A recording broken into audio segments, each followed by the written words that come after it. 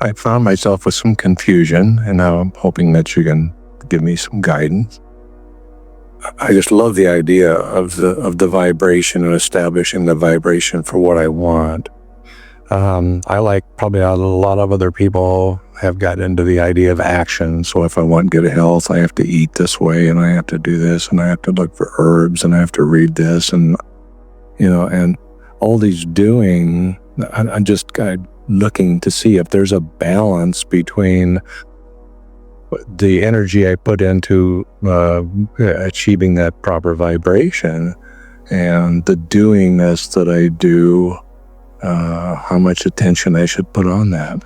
Well, there is a balance, and we like the clarity with which you have expressed this. And so we'll begin by saying to you, action that is inspired from alignment is delicious action. Action that is inspired from awareness of what might go wrong, which is action that is not inspired. In other words, that's sort of like motivated.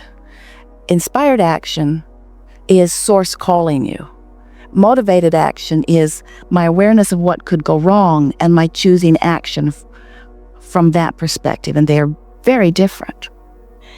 Next, we want to say to you that over time, through trial and error of life, you have come to many beliefs. A belief is not about truth, although it can be. Well, every belief is really true, because a belief is a thought that you keep thinking, so it's an activated vibration. And law of attraction will respond to that activation. And eventually, it will manifest, and then you will call it truth or reality. So, you have, almost all of you, beliefs about things that don't serve you.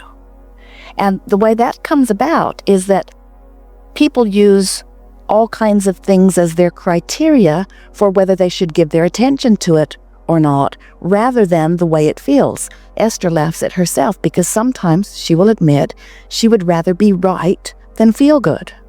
We said to her the other day, she was contemplating something, and she said, "But Abraham, I believe that my assumption is right."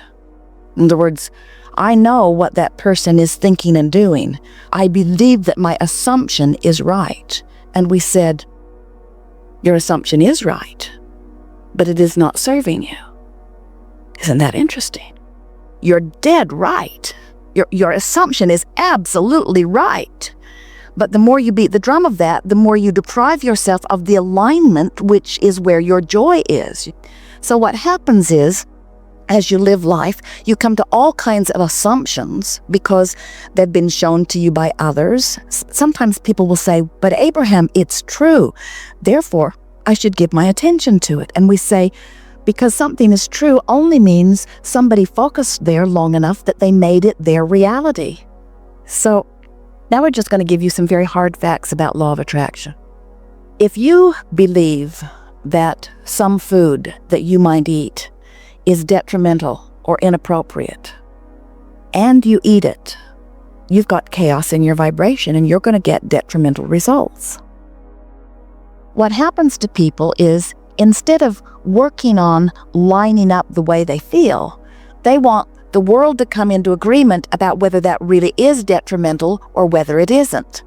They want something outside of them to decide what's right and wrong to eat, what's good and bad to eat, what's healthy and not healthy to eat.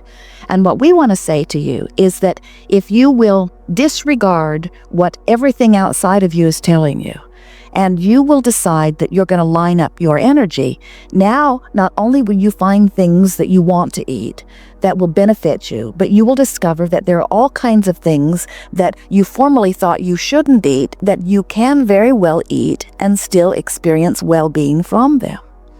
Your body is a veritable chemical factory.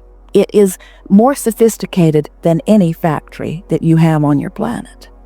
And it has the ability to take whatever it is that you consume and extract from it what is valuable and put it together in various combinations in order to give you the nutrition that the cells of your body are asking for. Your body is a fascinating mechanism in that you have trillions of cells that are wanting different things for different reasons at different times from different foods. And the intelligence of your body has not even begun to be understood by the scientific or medical community. So it's sort of like surgery with a chainsaw, the way humans approach their physical body. It's a very bulky approach to it. So we would put things into very simple terms. If we were standing in your physical shoes and our upbringing had taught us that certain foods were inappropriate, so much so that when we eat them, we feel uneasiness, guilt, or fear or concern. Rather than stopping and saying, something's wrong with that food, and that's why I feel bad in eating it, we would say something far more accurate. My thought about this food and my corresponding action are out of whack. In other words, you could be in alignment by not eating that food. That would bring you into alignment. Or by changing the way you feel about the food when you eat it. But the last thing we would do is eat the food and feel bad about it, because that's just asking for vibrational contradiction. There are so many people eating a variety of foods and getting different responses from them. You just must know that there's something else in the equation other than the action of eating or not eating the food. So then you begin saying, all right, my goal is to approach my life in alignment, which means when I think of that person, I'm going to reach for the thoughts that feel best to me when I think about that person. When I think about that piece of food, I'm going to reach for the thoughts that feel best to me about that piece of food. In other words, no matter what it is, you're seeking alignment with Source. Esther was delivered a piece of fish last night in a restaurant, and when the plate was set on the table, she felt an aversion to it. She actually backed right up from it. And Jerry noticed it and said, "What's wrong?" And Esther said, "I'm not sure." When she put her nose closer to it, she said, "It doesn't smell right to me." And so she just put it on another plate and did not eat it. Now, we are not encouraging you to push through. In other words, whether there was something wrong with that fish or not, or whether Esther just thought there was something wrong with that fish, eating it would not have been a good thing to her. There are many people who get sick on food that somebody else could eat and not get sick on. So how do you explain that? Was there something wrong with the food, or was there just vibrational discord? And we say, we don't see what possible difference it makes. In other words, we don't want you to try to get the world to come into agreement. We just want you to come into agreement. Most of you are like a two-headed monster, and you got one head going that way and one head going that way. We just want both heads to go in the same direction. So when who you really are and who you are being in this moment are in alignment, you will thrive, you see.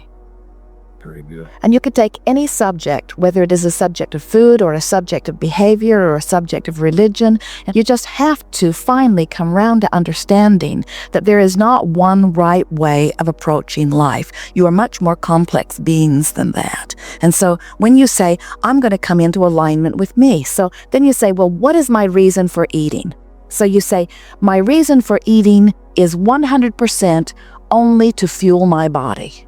And we say, really, we've never met one that was really the case. Are you sure that there are not other intentions that you hold? And you say, well, yes, when I think about it, I do like taking care of my body. I want to give my body the very best possible nutrition because I like the idea of the fueling of it. I also find that I enjoy the social aspects of food. I like savoring. I like co-creating, I like interacting, I like the taste of food, I like the pleasure of food. So I like the pleasure of food and I like the value of food. Those are my intentions. So many humans get cross-current of that because they really believe that they can't have pleasurable food and valuable food at the same time. And so a part of them is asking for the pleasure, and another part is asking for the value, and then they say, pleasure there but no value, value there but no pleasure, pleasure there but no value. And we say, you're doing it to yourselves. There's value in everything that you eat if you could get into alignment with it, and there's pleasure in so much that you see as value if you would get into alignment with it, you see. It's a vibrational alignment. We wouldn't wait until we're at the restaurant where someone's offering us something and try to use that moment in time to catch up vibrationally with everything that we've been doing forevermore. Instead, we would begin looking down the road, and we would begin saying, next month or the month after, I'm going to be in total alignment with food. And in the meantime, I'm going to begin gravitating more and more to the things that are of vibrational value to me. I'm going to begin reaping the benefit of all of the wonderful food that is available to me. And then you can shore that up by saying, and I'm going to, in my appreciation of food and in my appreciation of life, in my appreciation of so many things, I'm going to get more and more in alignment with my source. And as I get in alignment with my source, I'll be able to feel the alignment of my food. The more you are positively anticipating, and the more that you are hanging out in the vibration of well-being as you are thinking about food, then the more accurate your indicators will be when you are trying to decide whether or not you should participate in something. So at the counter last night as they check in, the lovely girl gives them hot cookies in a bag. Esther could hardly wait to get her hands on her hot cookie. Now, she knows from former thoughts and from past experience, in other words, she wants to call the cookie decadent, she wants to call the cookie bad, she wants to call the cookie all kinds of things that she's learned from her past, but she felt a true eagerness for that cookie, a true eagerness for the cookie. So what does that mean? Does that mean that the pleasure of the cookie and Esther's alignment were in place, or does it mean the pleasure outweighed her believing of value? What does it mean? And we say, when you come into alignment with who you are, you don't have to take one or the other. There can be value in the pleasure, and that's the thing that we want you to understand. The cells of your body, the chemical factory that is you, knows how to extract the value from everything, and your inner being knows, believe it or not, and most humans have a hard time accepting this, your inner being knows that there is value for you in pleasure. How can you not know that? There is value for you in pleasure. In other words, you keep wanting to turn your boat upstream, and you keep wanting the struggle to be the place from where your well-being comes. And so you get yourself in attitudes of deprivation or in attitudes of not allowing. And we want you to understand that there is a fabulous marriage between value and pleasure. And when you finally get it, when you're reaching for those goosebumps, when you are following the path of enthusiasm, and so quite often you'll feel enthusiasm for a cookie, and halfway into the first bite, the enthusiasm is replaced with guilt. Don't eat the cookie when you feel guilty. Not because the cookie has changed, but because your vibration has changed. You get a sense of what we're talking about? So what is our message here? Get happy about the cookie or do not eat it. Get happy about the salad or do not eat it. Someone says, Abraham, is there really a monster in the bushes, or do I just think there's a monster in the bushes?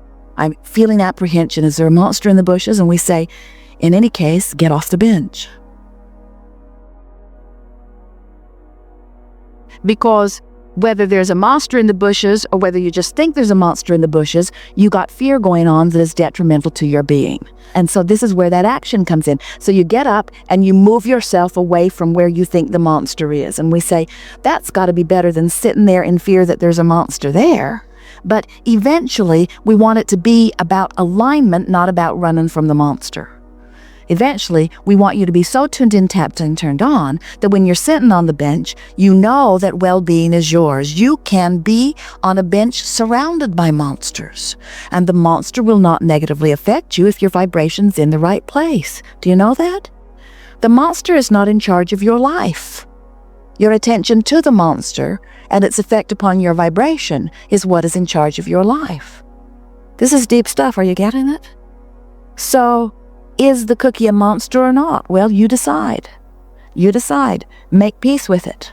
and let the cells of your body extract the benefit from it, and no longer say there is valuable food and there is desirable food, but they are not the same, because they can be the same.